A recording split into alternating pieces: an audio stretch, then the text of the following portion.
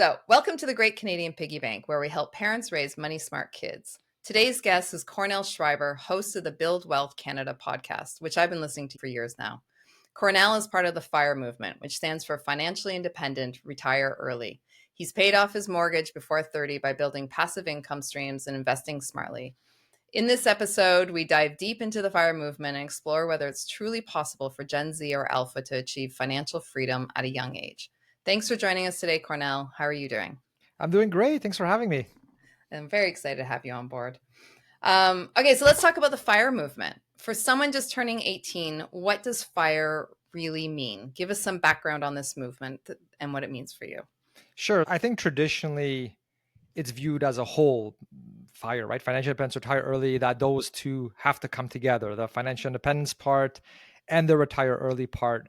But I think it's actually smart to break those two apart, having financial independence as one area and then retiring early as the other. And so tackling the first one, financial independence, I would define that as not having to work anymore if you don't want to.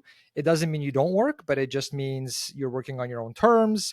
You can quit that job you hate and maybe not work at all for a while, or work doing something you love, or work for a nonprofit, let's say, where, okay, you're still getting paid a bit maybe, but you're basically, you have all this freedom and that you can take advantage of now. The retire early piece, I think oftentimes people think of retirement in the traditional sense, which is that you are not working at all anymore, right? You're just living off the portfolio indefinitely. And I find I've been at this for a while, like well over a decade now. And traditionally, FIRE was about, yeah, you're in a job, you probably hate it, so you save a ton, like 50% plus of your salary, and then you put it into index funds, or like in Canada, ETFs, index ETFs typically, to be more specific, and then eventually you stop working forever. But after interviewing many people who have achieved it, or people or financial planners who deal with even hundreds of individuals, the reality is that most people don't actually fully retire, like especially if you're able to hit FI early. You don't just stop earning an income forever. Chances are you're going to actually do something, because you get the intellectual stimulation, the creative stimulation. It's all about balance. Yeah, definitely, especially the purpose. Yeah. So then some would say that you achieve FI back in the old days when the markets were a lot better. So given housing costs, inflation, and higher expenses today, is this still realistic for young Canadians, that somebody who's just 18 leaving home for the first time? Yeah, I would argue that it is still realistic. Just tackling the whole inflation, higher expenses piece first. So for anybody that's new to all this, a common thing that's referenced is the 4% rule, and I can define that if you think it'd be helpful to the listeners. Can you define that? Yeah, sure. So basically, there's a lot of kind of caveats to it, but at a general level, the whole idea behind the 4% rule is that you can take out 4% of your portfolio every year to live off of, plus inflation. So inflation is basically factored into that. So if you've got $1 million portfolio, you can take out 40K a year from that. In this case, for the study, it was a 30-year period, but then you also actually take out a bit more than that 40K as the years go on, because you're adjusting for inflation. But as a general rule, and especially if we're talking about kids, they're so early on in the process that I think is actually a pretty good number to use, just to get them in the right direction. And then as their portfolio grows, you can start fine tuning it. The housing costs have gone up quite a bit in some cases in certain cities, but there are certain things kind of on the other side that kids have now that you and I did not have when we were younger. So on the one end, I would say the younger generation now, they have a lot more mobility. So for one, if you're just, let's say, straight out of university, you don't have kids, most likely. So you are able to move to where the jobs are, or into a place where you're getting paid a good salary, but the cost of living is not that high. So I would say the mobility lever is one that the younger generation does have still.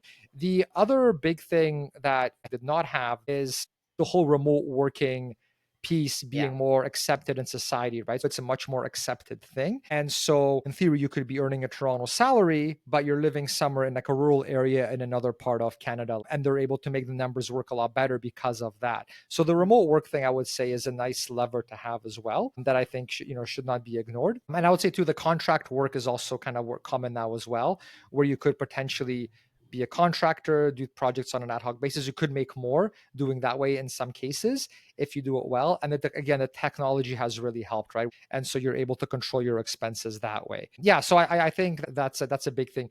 I think where it becomes difficult is if you want to live in a place like, let's say, Toronto, where it's very expensive, Vancouver. or like Vancouver, for example. Yeah. So if you want to live in a place like that and you're not getting paid highly while living there, that's when I think it can really, really hurt, right? So if you're in those cities, if you're in New York or Vancouver or Toronto, you basically need to be getting paid a lot more to compensate you for that.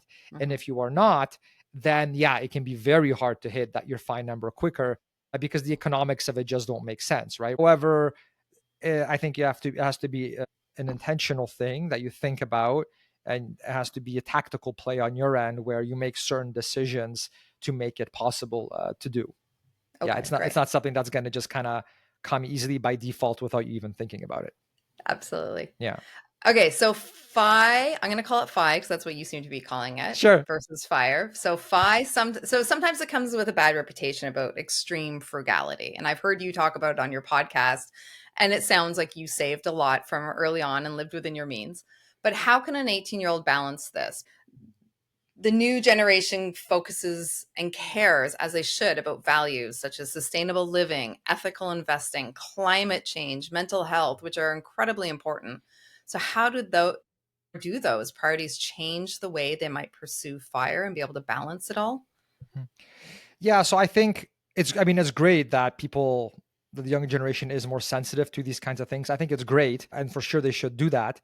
However, the one negative of that is that it's more expensive to live in that way. I think you just have to think about, well, what are some things that I can do? So, okay, things are going to be a bit more expensive because of these things, or maybe I go into or maybe you invest in certain investments. Like there are certain ETFs which invest in only like socially responsible companies, but historically those don't return as high as just like buying the entire stock market as a whole, for example, right? So I've got a few that I know made a really big difference for us, and that I just, from experience and from interviewing others, I know can help. There's different ways you can do it. Something like having roommates is completely reasonable. Like, the other thing that I will say is a big point is don't assume that you'll hit your fine number and never generate income again. I can see how somebody could look at some of these scenarios and see, oh, you need, let's say, 1.5 million to retire. And that might look very, very daunting, unachievable, where we just kind of like throw our hands up. It's like, okay, well, I'm starting at zero. I'm fresh out of school, or maybe even negative net worth because you have school debt. And so, it's not very motivating to see that. So it's like, well, why even try? And so one thing that I wanted to bring up that I think can be helpful for people who are just starting up is the rule of 25. So we mentioned before with the 4% rule, let's say you've got $1 million portfolio. Okay, so you can sustainably take out 4% of that, which should be 40K a year. I can multiply that by 25, and that's going to be the same number, right? And so by looking at it that way, you can actually get an estimate of how much you need to actually be able to retire or to hit your fine number. And so I don't know if I can hit this $1.5 million portfolio, but am I okay quitting my regular 9-to-5 job and instead making an extra 20K a year? But it's doing something that I love, that I'm not stressed out about. That 20K a year would be roughly equivalent to $500,000, which all of a sudden is a pretty significant amount, right? Like half a million is a lot. All right, so that's pretty neat. So the compromise is I still need to generate 20K a year, but if I'm willing to do that, that's like having an extra $500,000. So now that 1.5 million starts to look not as crazy.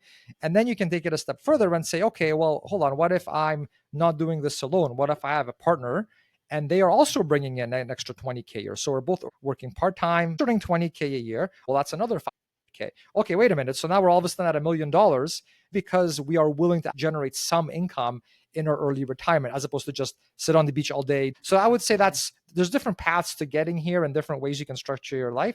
But I would say that's one practical way that I think can be really useful for people, instead of just looking at 1.5 million or 2 million and being like, oh, there's no way I could ever get that. Forget it. I guess I'm stuck. You know what I mean?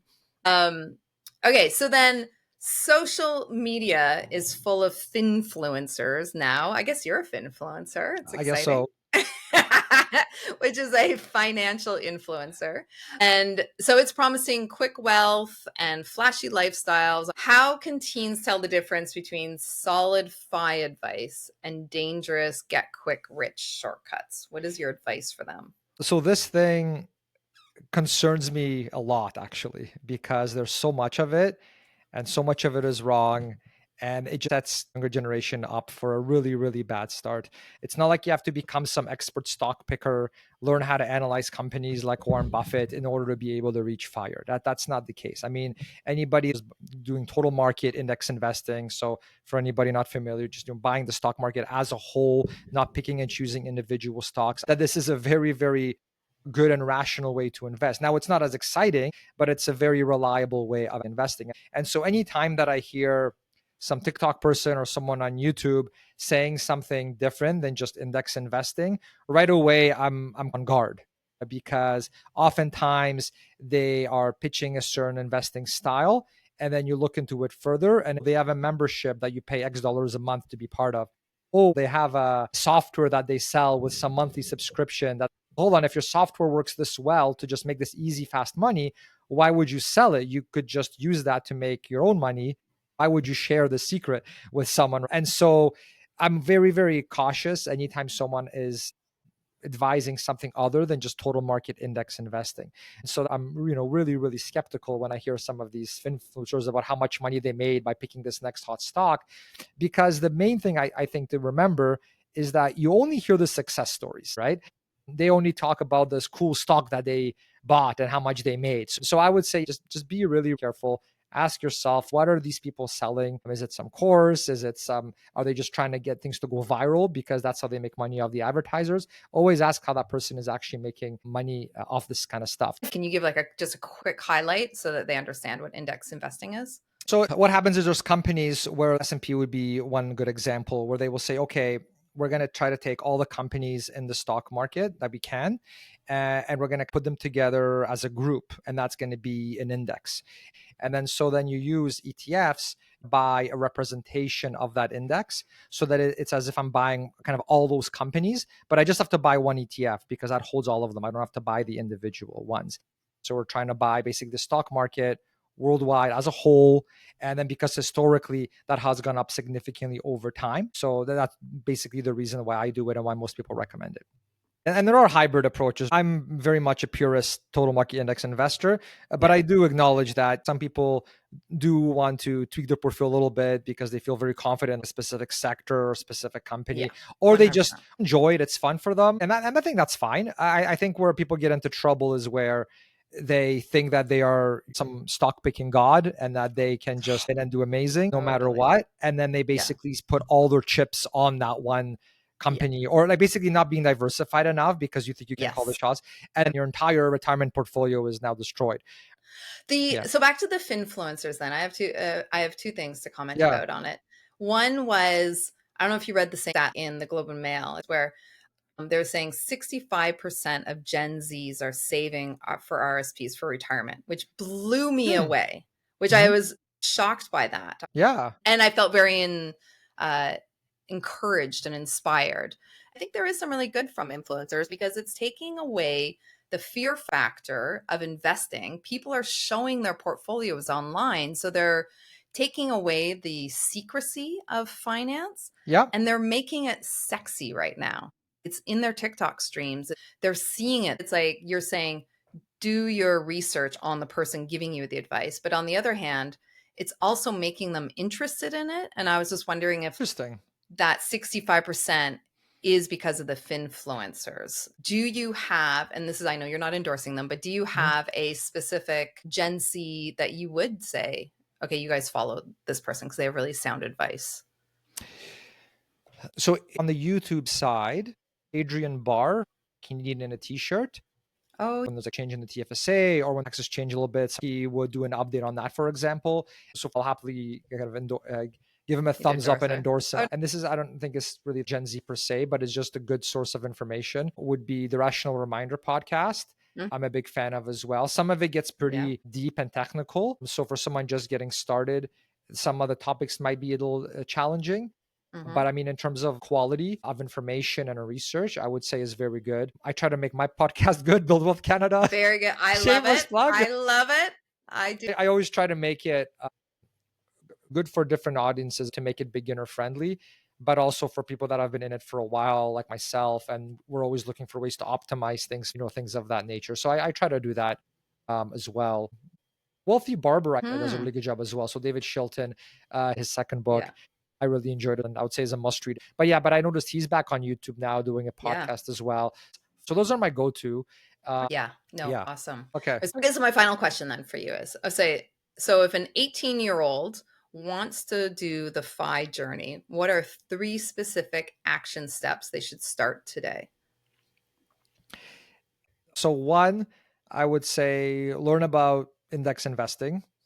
Doesn't have to be through my course or whatever. Just learn about index investing, learn about, especially if you're just getting started, learn about asset allocation ETFs in particular, because I would argue it's been easier than ever to get started in this because of the invention of those.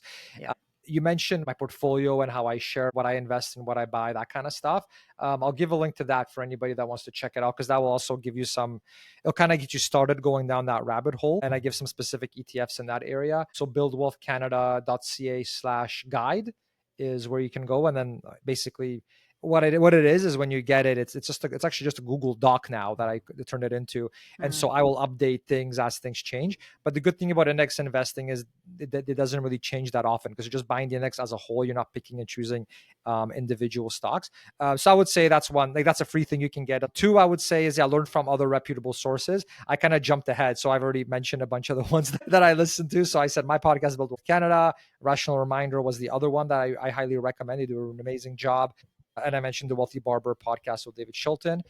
There's also some really good bloggers as well. So Canada specifically, Rob Engen is someone I'm a big fan of. He has the Boomer and Echo blogs, very legitimate person in the space for sure. And then of course there's the original OG, Mr. Money Mustache. He is in the US, so there's going to be mention of Roth IRAs and things like that. But if you don't focus on the US specific stuff, but just kind of the general principles, it's very entertaining reading. And that was the first source where I read it and it blew my mind. Wait, what? You can retire before 65? Before that wasn't even seen as a possibility by any stretch, right? And then the other thing I would do, the third thing, would be do some quick and easy math to find out how much you need to hit your financial independence number. So the way that I would do that is I would take your estimated expenses once you leave your normal 9-to-5 jobs. What is that going to be? So basically you take your current expenses and you then subtract what would be eliminated if you quit your regular 9-to-5 job. Like let's say you moved somewhere cheaper because you don't need to live in Vancouver anymore. Let's say you didn't need 2 cars anymore because you and your partner don't have to both commute every morning.